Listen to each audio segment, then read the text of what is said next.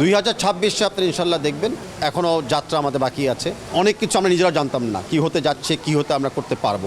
দেখেন আমরা তো আমাদের ইতিহাস থেকে ইন্সপিরেশন পাই এবং শিখি।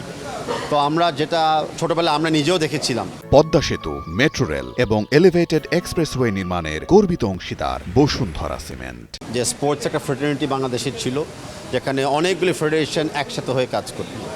তো আমরা চাচ্ছি যে ভবিষ্যৎ বাংলাদেশে স্পোর্টসে সেরকম একটা ভূমিকা রাখার জন্য।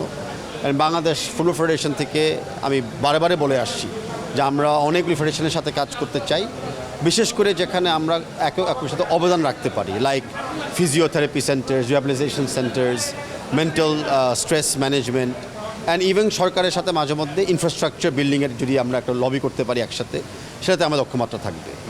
আমি মনে করি 2025 সাল ফুটবলের জন্য খুবই একটা ভালো শুরু হয়েছে। আমরা অনেক নতুনত্ব কিছু দেখেছিলাম, বিশেষ করে ই স্পোর্টস, ফুটসাল এবং এশিয়া কাপে ছেলেদের ভালো খেলা ভূমিকা, মেয়েদের কোয়ালিফিকেশন। তবে অনেক এখনও যাত্রা আমাদের বাকি আছে। ডিস্ট্রিক্টে খেলা চালু করতে হবে আমাদের লোকাল ডোমেস্টিক লিগের মানটাকে আরও একটু শক্তিশালী করতে হবে। অনেক প্লেয়ার এখনও প্রফেশনাল ফাইন্যান্সিয়াল এইড বা অবস্থা খুবই খারাপ, সেটা আমাদের লক্ষ্য রাখতে হবে। তাই মনে করি শুরুটা খুব ভালো হয়েছে, আর এই শুরুর থেকে 2026 এবং 27 সালটা আমরা আরও ভালো করতে পারবো। আমরা এখানে কোনো লুকোচুরির কোনো কিছু না, আমরা প্রথমবারের মতো আমরা ফুটসলে স্ট্রেইট কম্পিটিটিভ নেচারে আমরা আয়োজন করতে যাচ্ছি। রিসোর্স কনস্ট্রেন্টের কারণে, অভিজ্ঞতা না থাকার কারণে আপনারা দেখছেন যে এএফসিতে আমরা খালি ছেলেদের ফুটসলটা নিয়ে শুরু করেছিলাম।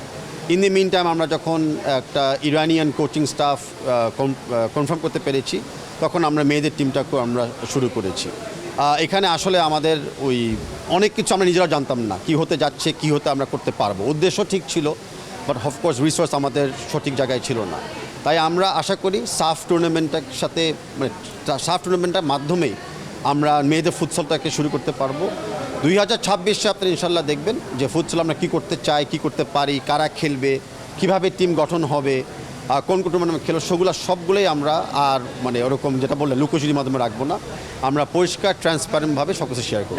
আমরা একটু ওয়েট করতেছিলাম যে আমরা নতুনভাবে আবার একটা ছোট হলেও একটা উইমেন্স লিগ চালু করতে যাচ্ছি।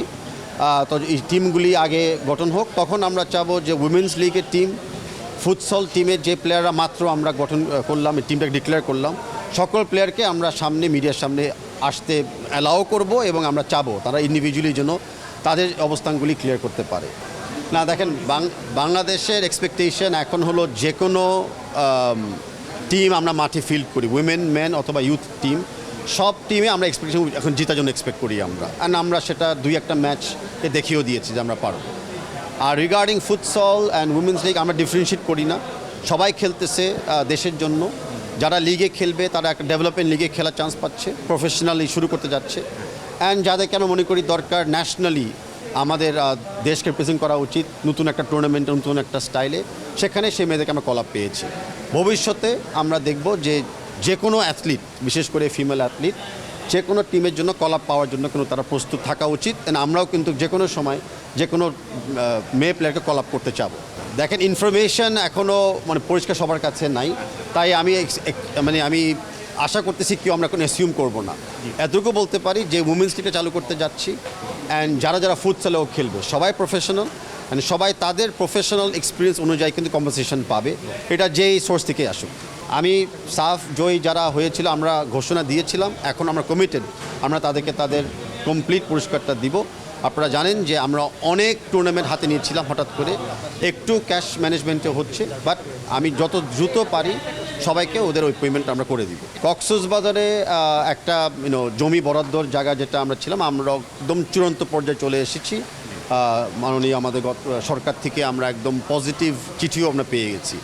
একটা ডিটেলসে একটু আমাদের সমস্যা আছে, আর আমি আশাবাদী সেই ডিটেলসটা আমরা আগামী যে 5-6 দিন আছে কর্মদিবস, সেটার ভিতরে আমরা কমপ্লিট করে সক্ষম হতে পারবো। তো আমি কনফার্ম করতে পারি যে কক্সবাজারে আমাদের এলিট ট্রেনিং সেন্টারটা হবে, ফিফার ফান্ডটা আমরা সিকিউর করতে পারবো এবং government of Bangladesh, FIFA, BFA যৌথভাবে কাজটা করতে পারবো।